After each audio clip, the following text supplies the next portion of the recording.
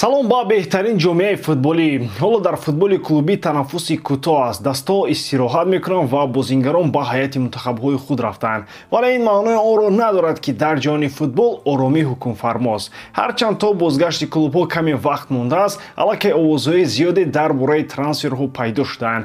Ин ҳама танҳо гапу гузор аст ва ҳеҷ чиз расман тасдиқ нашудааст. Вале мо метавонем баррасӣ кунем, ки кадом бозингарон шояд клуби худро иваз кунанд ва то чӣ андоза ин овозҳо доранд. Айни замон агар шумо на танҳо хабарҳоро пайгирӣ кардан, балки бозиҳои беҳтарини дастҳои миллӣ ва лигаи миллатҳоро дар сифати баланд тамошо кардан хоҳед, пас ба канали телеграми ман обуна шавед. Дар он ҷо ман бозиҳоро намоиш медиҳам ва дар вақти зинда бо тамошобинон муҳокима мекунем. Шумо метавонед бевосита ҳамроҳи ман ва дигар обуначиён тамошо кунед, лаҳзаҳои муҳими бозиро муҳокима намоед ва фикру мулоҳизаи худро баён кунед.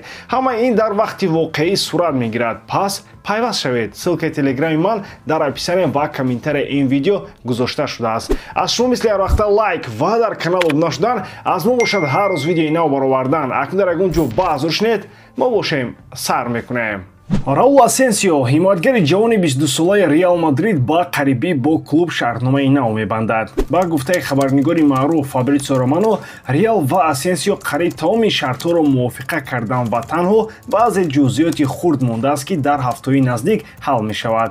Асенсио, ки аз академияи Реал ба дастаи калон расидааст, мехоҳад дар ҳамин ҷо бимонад ва бо ин клуб пирӯзиҳои зиёд ба даст дорад. Имсол ӯ яке аз бозингарони муҳим барои Реал шуд. Асенсио 29 бозӣ кард ва 2 партофти голӣ дод. Сабқи бозии хуби ӯро клубҳои дигари калон мисли Ливерпул ва Милан пайгирӣ мекунанд. Аммо худаш бештар мехоҳад дар Реал бимонад ва карьераи худро дар ҳамин ҷо идома диҳад. Бо вуҷуди ин, мавсими ӯ бидуни мушкилӣ набуд. Ӯ дар як қазияи баҳснок иштирок дошт, ки ба панҳ кардани видеои хусусии ӯ бидуни иҷозати иштирокдорон рабт дошт. Аммо роҳбарияти Реал ба ӯ бовар дорад ва фикр мекунад, ки ӯ бозингари муҳим барои даста аст. Тамдид кардани шартномаи Асенсио барои Реал муҳим аст. Ин маънои онро дорад, ки клуб ба ӯ бовар дорад ва мехоҳад, ки ӯро барои оянда нигоҳ дорад. Реал Асенсиоро ҳамчун як ҳимоятгари боистеъдод мебинад ва ният дорад, ки бо ӯ хатти дифоъи худро бозам қавитар кунад. Клуби маъруфи Олмон Бавария мехоҳад бозингари Манчестер Юнайтед Антониро ба дастаи худ биёрад. ҳоло ӯ дар иҷора дар Бетис бозӣ мекунад ва мумкин аст, ки тобистон ба клуби дигар гузарад. Антони соли 2022 бо маблағи 95 миллион евро ба Манчестер Юнайтед омад, вале дар Англия хуб бозӣ кардан натавонист. Барои ҳамин зимистони соли 2024-25 ӯро ба Бетис иҷора карданд. Дар Испания ӯ хеле хуб бозӣ кард. Дар 11 бозӣ 4 гол зад ва 4 партофти голӣ дод. Ин сабаб шуд, ки дастҳои бузург ба ӯ таваҷҷӯҳ кунанд. Ба гуфтаи хабарҳо, Бавария Антониро назорат мекунад ва мехоҳад, ки ӯ ба дастааш омояд. Немисон ният доранд, ки баъзе бозингарони худро иваз кунанд ва Антониро як варианти хуб меҳисобанд. Аммо Бетис намехоҳад, ки Антониро аз даст диҳад. Ин клуб аз бозии ӯ қаноатманд аст ва мехоҳад иҷораи ӯро барои як соли дигар дароз кунад.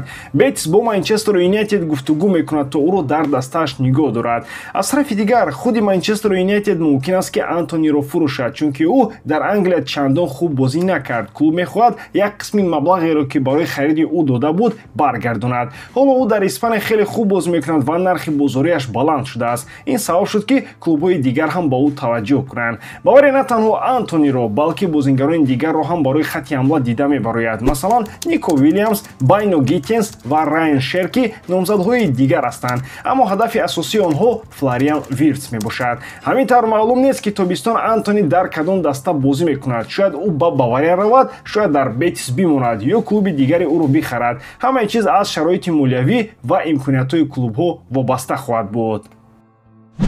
Дар ҳафтаҳои охир хабарҳо пайдо шуданд, ки Эрлинг Холанд метавонад Манчестер Ситиро тарк кунад. Сабаби асосии ин овозҳо он аст, ки агар Сити ба Лигаи Чемпионҳо набарояд, Холанд намехоҳад дар ин даста монад. Ба гуфтаи рӯзномаи испанӣ Эл Национал, Холанд фаҳмондааст, ки ӯ намехоҳад дар дастае бозӣ кунад, ки дар Лигаи Чемпионҳо нест. Агар Сити ба ин мусобиқа роҳ наёбад, ӯ эҳтимолан ба Реал Мадрид меравад. Ҳамчунин вариантҳои дигар вуҷуд доранд, масалан ПСЖ, аммо Лигаи Фаронса барои ӯ ҷолиб нест. нест. айни ҳол Манчестер Сити дар ҷои панҷум дар Премер-лигаи Англия қарор дорад ва 48 хол дорад. Ин маънои онро дорад ки даста метавонад ба Лигаи Чемпионон роҳ наёбад. Агар чунин шавад, эҳтимоли рафтани Холанд хеле зиёд мешавад. Ба гуфтаи расонаи Фиҷасес, Реал Мадрид мехоҳад Холандро ба дастаи худ биёрад, аммо барои ин мумкин аст ки онҳо яке аз ҳамлагарони худро мисли Винисиус ё Родриго фурӯшанд то барои Холанд ҷо пайдо кунанд.